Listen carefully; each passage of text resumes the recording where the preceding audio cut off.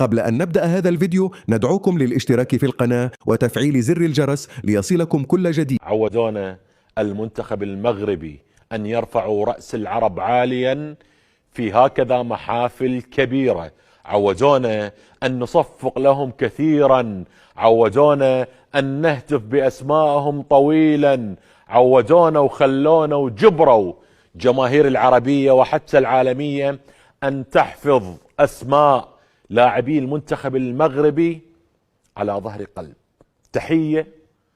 تحية لهذا المنتخب الكبير، تحية لهذا المنتخب العالمي، تحية لما يقدمه كتيبة وما تقدمه كتيبة محمد وهبي في المونديال. وإن شاء الله نشوفكم أبعد من مونديال 2022 في قطر، وأن تصلوا إلى نهائي كأس العالم 2026 والعراق، كل العراق معاكم، وليالي المونديال وآي نيوز معاكم حتى الشوط الأخير من مشواركم في المونديال. لا المغرب حكايه ثانيه، ماتش ليفل ثاني، ماتش كبير ليفل ثاني والثقه، وهي اللي ما بتلعبش على اخطاء، ده هم بتغلطهم على طول، مغلوبين واحد وتعادلوا. لا وجول ايه جاي في قاعد لا المغرب بتقدم كره جميله، كره جريئه، بتقول انا رايحه لمكان بعيد ممتع. طبعا.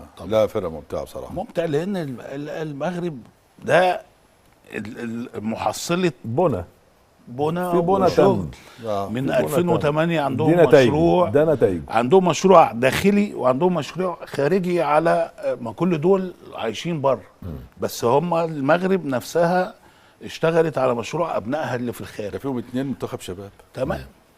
ما هو كابتن محمد وهبي هو بطل كاس العالم الشباب. هو دي رجالته اللي طلعوا معاه يعني دول اللي هيلعبوا اولمبياد اللي جايه في التصفيات. هم هياخدوا 2 من افريقيا بس. ما دول ولاده بقى. وارد جدا ان المغرب يبقى نمره واحد. انت عارف كان مساعد لمين محمد وهبي؟ فيريرا مدرب الزمالك. تخيل. كان مساعده في بلجيكا، هو عايش في بلجيكا، اللي كان بادئ الدوري مع الزمالك، ما عندوش فكره. اكتشفت ازاي محمد وهبي ازاي كان مساعد له، ده مرتين، مره في 2016 في اندرلخت، ومره من 2 3 في السعوديه. انا عايز اوقف على كلمه دي لما قال لك قفلوا على نفسهم. 2008 مشروع ابتدى، النهارده اتعمل مشروع داخلي انت ومشروع اوريك بس خارجي. اللي حصل مع منتخب ناشئين اللي بقى له 27 سنه ما دخلش كاس عالم. راح كاس العالم في قطر، تمام، وعدى الدور الاولاني، دخل الدور الناشئين بتاعنا احنا، اللي هو بتاع كابتن احمد الكاس، ده بتاع حمزه عبد الكريم. أيوة. تمام، وطلعنا من سويسرا في دور، يعني تاهلنا وطلعنا من دور الثاني. لما تكون افضل من خصمك بمراحل، وخصمك واضح انه مرعوب مش خايف، مرعوب منك، ثاني بتدخل الشكوك الى عقول لعيبته انه انا شو اعمل هلا، يعني انا اذا كنت بافضل مرحله لي وانا متاخر بالنتيجه. لكن بالعكس، وخالد في نقطه كثير جوهريه، انت تطلع على بدلاء المنتخب المغربي، طلعوا اسماء بنعرفها وشفناها بهالبطوله انه قادره انه تغرب ولا لحظه انهز اداؤه. هي نقطه جوهريه، انه انت مش بس بال11 اللي عندك بتخوف هولندا، لا، انت حتى لما تنزل بدلائك، حتى بالبدلاء عندك نفس الرعب اللي بتزرعه بخصومك. اللي عمله المنتخب المغربي مثل ما حكى الاخ سعد بال 2022 المغرب كان مفاجاه. اليوم اثبت يعني اليوم كومان لما يغير خطته بس كرمال المغرب بيورجيك شو يعني المغرب بكرة قدم حاليا. اتفرج بقى على يا جماعه، يعني امتى اقول لك ليه انا بقى، معلش يا شباب هناخد منك القصه دي، لان انت لما تكون علاء او الاتحاد عايز يعمل حاجه، اعلنها واشرحها، انا هعمل كذا كذا من بدري. لكن احنا طول الوقت بندور على النتائج، لكن ما بندورش على صناعه النتائج. احنا بندور عايزين نتائج، لو بتبني عرفنا انك بتبني، لكن انت بتصنع نتائج ازاي بقى؟ انك انت بتعمل مشروع تروح حاطط الاساس ده فيه شغل ومده، اشرح كل الحاجات دي. لا وانا بستهدف خلال سنتين كذا، بس عشان كذا يا فندم، انا اطلع اشرح ده، لكن ما هم اكاديميه محمد السادس من 2008 حد حس بيها غير دلوقتي؟ لا خلاص بقى حصل. الناس كانت شغاله الفتره من 2000 من 2020 بقى شغالين. بدأت تظهر النتائج. مش شغالين حد حس بالشغل اللي هم عملوه؟ لا، انت في سيادتك مره واحده دلوقتي لقيت نتائج. ايه ده؟ كل المستويات ده بقى المغرب ناشئين مبهره، وشباب وفريق ده أول. المغرب مبهره، مبهره لان الناس شغاله. لا، الناس ما بتشوفش الشغل، الجمهور ما بيشوفش الشغل، بيشوف النتائج في الاخر. لكن انت ما بتصنعش عشان تاخد نتائج، انت عايز نتائج بس سريعه، عايز نتائج سريعه، عايز نتائج فهتكسب مره وتتغلب مره، تروح اعمل ايه؟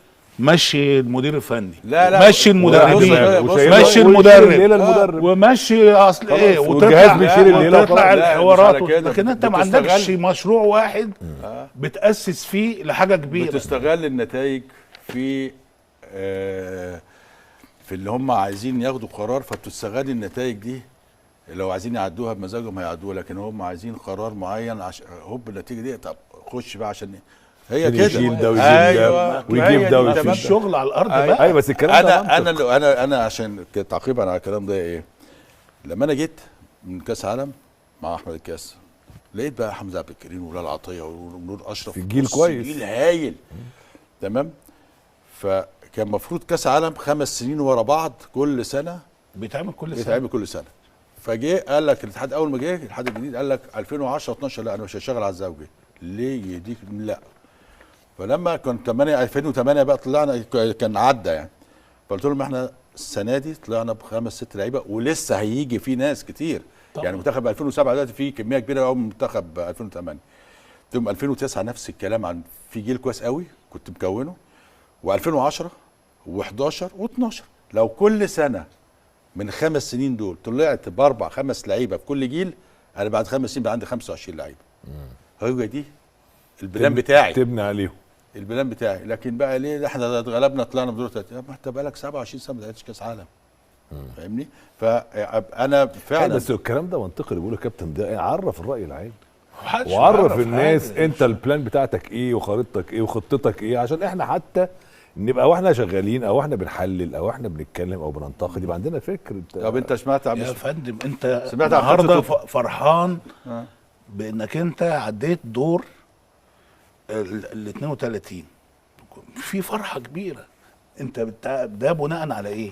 على انه ما حصلش في 2018 وما حصلش في 90 وما حصلش. انت فاهم قصدي؟